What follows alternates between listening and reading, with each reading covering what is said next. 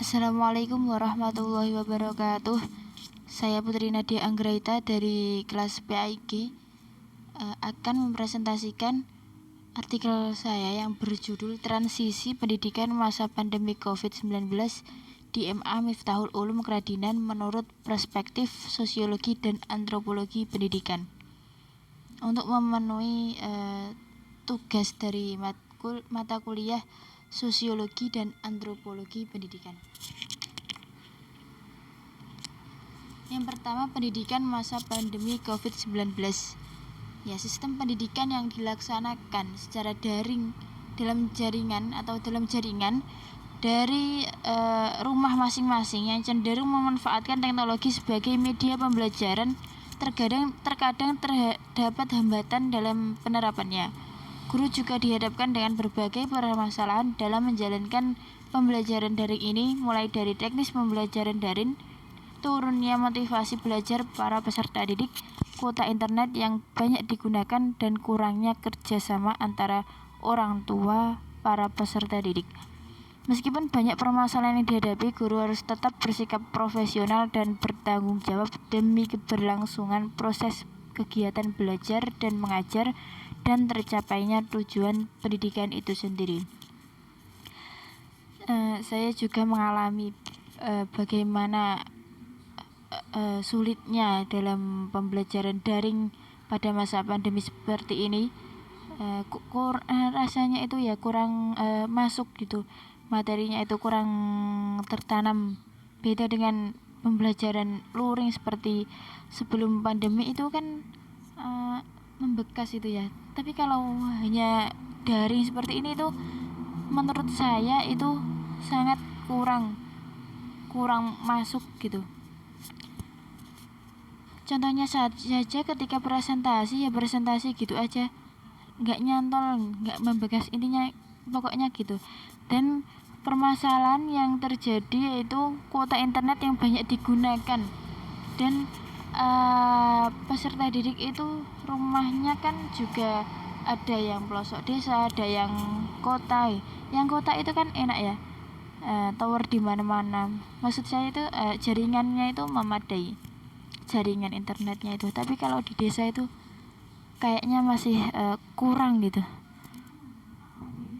Untuk membuka HP sinyalnya itu sangat darurat menurut saya gitu. Dan kurangnya kerjasama antara orang tua para peserta didik. Banyak ya orang tua yang mengeluh dengan apa itu, dengan pelajaran yang dihadapi, mata pelajaran yang dihadapi oleh anak-anaknya gitu. Kan orang tua rata-rata kan pendidikannya zaman dahulu itu berbeda dengan sekarang.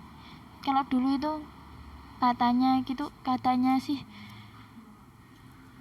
materi yang diajarkan pada SMP itu sudah diajarkan ketika SD sekarang, mungkin seperti itu.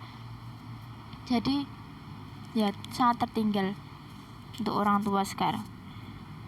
Dan orang tua itu banyak mengeluh karena anaknya sangat bandel sekali untuk diajak belajar, atau materi dari anaknya itu belum bisa, dan orang tua itu harus gimana ya kurang lah pokoknya kurang kerjasama antara orang tua dengan peserta didik. Dan mungkin ada beberapa orang tua yang mengerjakan PR anaknya dengan tidak dikerjakan oleh anaknya sendiri, tapi dikerjakan oleh orang tua. Ya begitu. Ya mau gimana lagi, situasinya seperti ini. Mungkin itu ya. Selanjutnya pada poin kedua, kegiatan pembelajaran di MA Miftahul Ulum Kradinan pasca pandemi. MA Miftahul Ulum Kradinan itu adalah madrasah aliyah yang terletak di Desa Kradinan, Kecamatan Dolopo, Kabupaten Madiun, di bawah Yayasan Pondok Pesantren Darussalam. Yaitu proses belajar mengajar di sebagian besar pesantren saat pandemi Covid telah dihentikan sementara sejak Maret 2020. Segera setelah memasuki masa new normal, sebagian pesantren mulai membuka kembali aktivitas pembelajaran. Kegiatan belajar mengajar yang dilaksanakan di MA Miftahul Ulum Kradinan pasca pandemi adalah penerapan pembelajaran online atau daring bagi siswa atau santri yang laju. Sedangkan bagi siswa atau santri yang mukim di pesantren tetap melaksanakan pembelajaran secara luring dengan protokol kesehatan yang ketat. Jadi itu di MA Miftahul Ulum sudah dilaksanakan pembelajaran secara luring khusus untuk siswa atau santri yang mukim. Jadi itu yayasan pondok mempunyai sekolah umum seperti MTS dan MA. Sedangkan bagi siswa yang laju itu melaksanakan pembelajaran dengan daring. Itu prosesnya kalau tidak salah itu yang semula 1 jam pembelajaran terdiri dari 45 menit dipersingkat menjadi 30 menit. Dan hanya sekitar 3 sampai 4 jam gitu. Antara jam 7 sampai jam 10. Dan gurunya yang melaksanakan pembelajaran luring itu hanya 3 sampai 4 saja. Itu setiap hari ke situ itu 3 sampai 4 saja untuk mengajar yang anak-anak mukim. Di sana itu menerapkan kebiasaan baru seperti mengecek suhu tubuh,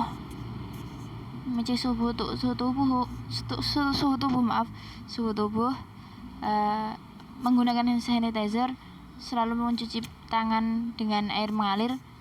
Di depan kelas itu sudah terdapat keran untuk mencuci tangan hampir setiap ruangan. Enggak setiap ruangan sih, setiap sudut ya. Itu adalah kebiasaan baru yang diterapkan di MA Miftahul Ulum pasca pandemi. Kan pendidikan pesantren itu tidak hanya menerapkan kognitif saja, adab juga perlu sangat ditekankan. Jadi itu tidak harus dilaksanakan dengan dilaksanakan secara luring gitu. Ya gitu ya.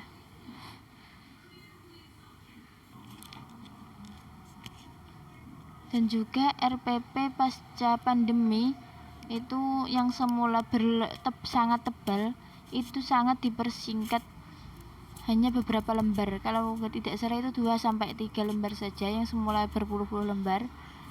Kurikulum sudah menganut kurikulum 2013, tapi untuk saat ini sesuai dengan peraturan Kemendikbud, MA Miftahul Ulum menerapkan kurikulum darurat atau kurikulum yang diterapkan pasca pandemi. Itu penilaiannya sangat sulit, menurut saya itu sangat sulit karena kan yang dinilai aslinya tidak hanya kognitif saja, melainkan dengan afeksi dan psikomotorik. Sedangkan ketika daring seperti ini yang hanya bisa dilakukan kognitif saja.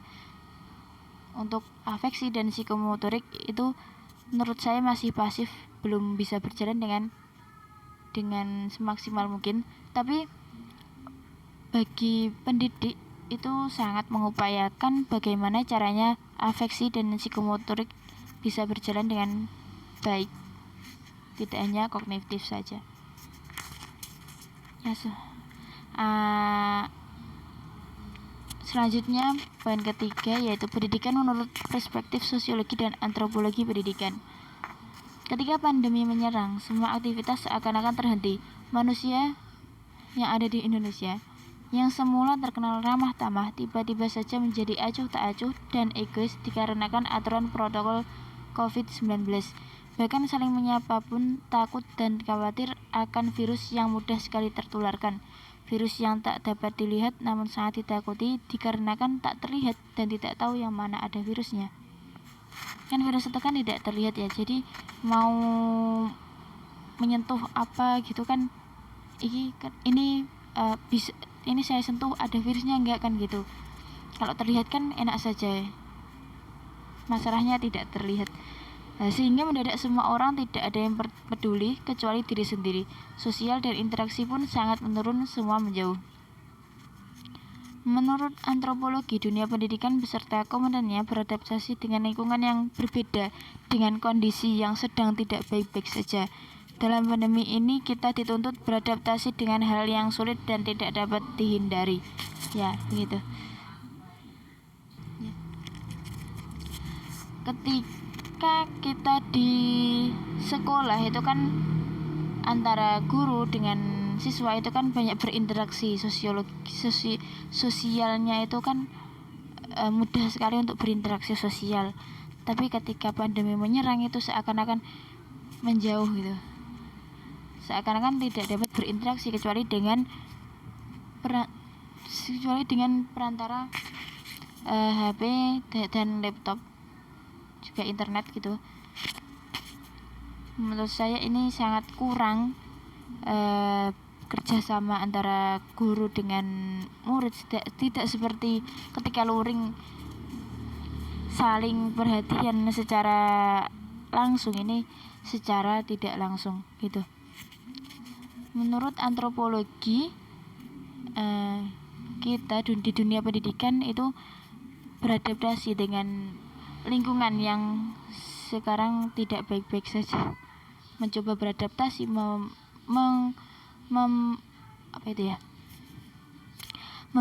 menciptakan inovasi baru dalam dunia pendidikan dalam hal pembelajaran. Ya, menurut saya seperti itu. Dan dalam pandemi seperti ini kita dituntut beradaptasi dengan yang sulit dan tidak dapat kita hindari. Ini adalah takdir dari Yang Maha Kuasa. Kita tidak dapat menghindari hal seperti ini, dan sebenarnya kita tidak menginginkan hal seperti ini, tapi ya karena sudah takdir, ya manut jalani. Apa itu ya, pokoknya dijalani saja. Semoga pandemi ini segera berlalu. Ya, menuju ke kesimpulan, jadi hikmah yang dapat kita ambil ketika pembelajaran di rumah dapat membuat orang tua mudah dalam memonitoring atau mengawasi terhadap perkembangan belajar anak secara langsung. Majunya teknologi informasi dan komunikasi dapat memberikan hal baru di dalam dunia pendidikan, yaitu transisi atau peralihan model pembelajaran yang dilakukan secara luring dan agak monoton sekarang lebih menjadikan pembelajaran lebih berkreasi dan aktif dengan berbagai inovasi daring. Jadi itu kan yang semula orang tua kurang dekat dengan anaknya itu kan menjadi dekat, dikarenakan harus mendampingi anaknya itu belajar di rumah, sehingga mempermudah orang tua untuk mengawasi, oh ini anak saya belajar, anak saya main HP, itu tujuannya apa gitu kan, beda dengan yang dulu ya. Sedangkan dalam dunia pendidikan itu manfaatnya kan kita lebih berkreasi, berinovasi dengan menciptakan media pembelajaran, model pembelajaran daring seperti ini kan, menciptakan hal-hal yang baru untuk mengajar dan belajar. Dalam hal sosiologi, peserta didik dan pendidik melakukan interaksi jarak jauh yang sebenarnya sulit dilakukan karena pembelajaran berubah total dari yang semula luring menjadi daring. Semua berusaha menghadapinya dengan sabar dan tetap melaksanakan kegiatan pembelajaran dengan semaksimal mungkin. Meskipun sulit gitu ya, tapi tetap dilaksanakan karena pendidikan tidak boleh berhenti. Sekarang ya Allah, apa itu ya, tidak boleh terhenti karena kita tidak tahu pandemi kapan usai, tapi sekarang sudah mereda, insya Allah akan segera hilang dan kita bisa melaksanakan pembelajaran secara luring. Dalam antropologi kita dituntut beradaptasi dengan kondisi yang tidak baik-baik saja dengan berusaha memunculkan inovasi-inovasi pembelajaran yang sekiranya dapat meningkatkan kreativitas antara pendidik dengan peserta didik sehingga semua aktivitas tetap berjalan dengan baik dan lancar. Ya.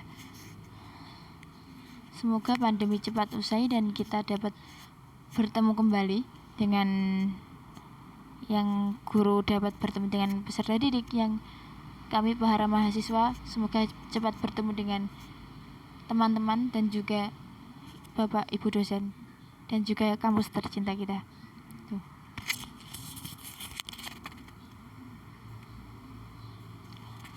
Baik, terima kasih telah meluangkan sejenak waktu. Sekian yang dapat saya sampaikan. Mohon maaf atas segala kesalahan dari saya.